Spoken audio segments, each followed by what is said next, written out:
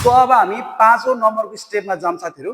अब 5औं नम्बरको स्टेपमा के गर्ने भन्दाखेरि म तपाईहरुलाई गरेर देखाउँछु साथीहरु। अब हेर्नुस् है, अघि हामीले जुन 4औं स्टेपमा जुन गरेको थियो लाइक दिस त्यस्तै सेम मिल्छ तर अलि डिफरेन्ट हुन्छ साथीहरु। ल हेर्नुस् है, खुट्टा तपाईको अघि गरे जस्तै हो सेम। लाइक खुट्टा तपाईहरुले के गर्नु पर्यो, अगाडि यसरी ल्याउनु पर्छ साथीहरु है। खुट्टा तपाईहरुले यसरी अगाडि ल्याएर आउने।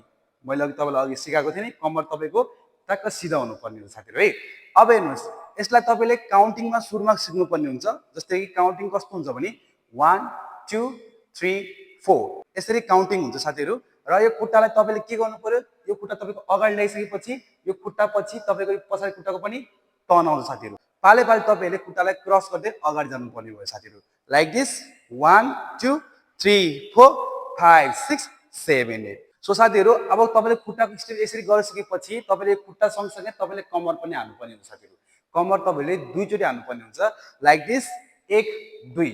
ओके, यो 1 2 हालिसकेपछि अब लेफ्टको पालो 3 4 र तपाईहरु यसरी खुट्टालाई चेन्ज गर्दै अगाडि बढ्नु पर्ने हुन्छ साथीहरु। र खुट्टा तपाईको टोमै हुन्छ साथीहरु, त्यो कुरा याद गर्नु होला। र तपाईले कम्मर र खुट्टा हालिसकेपछि अब हातको स्टेपमा चाहिँ के हुन्छ भने तपाईको यो राइट युज हुँदाखेरि तपाईको यो राइट हात चाहिँ तपाईको कम्मरमा हुन्छ अनि लेफ्ट ह्यान्ड चाहिँ तपाईको टाउकोमा यसरी राखेको हुन्छ साथीहरु है।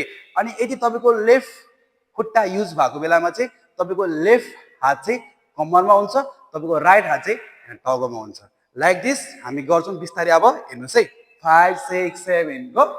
1 2 3 4 5 6 7 8 यसरी गर्न सक्नुहुन्छ। र यो तपाईको मैले अघि नै भनिसके, कम्मर तपाईको सिधा हुनुपर्ने हुन्छ। कम्मरलाई तपाईले अगाडि दुई चोटी गरेर अगाडि बढ्नु पर्ने हुन्छ साथीहरु है। र तपाईले यो स्टेपलाई हात यसरी माथि राखेर खुट्टाको चाहिँ सेम त्यही गर्ने, हातलाई तपाईले कम्मर सँगसँगै यसरी लगेर पनि गर्न सक्नुहुन्छ साथीहरु है।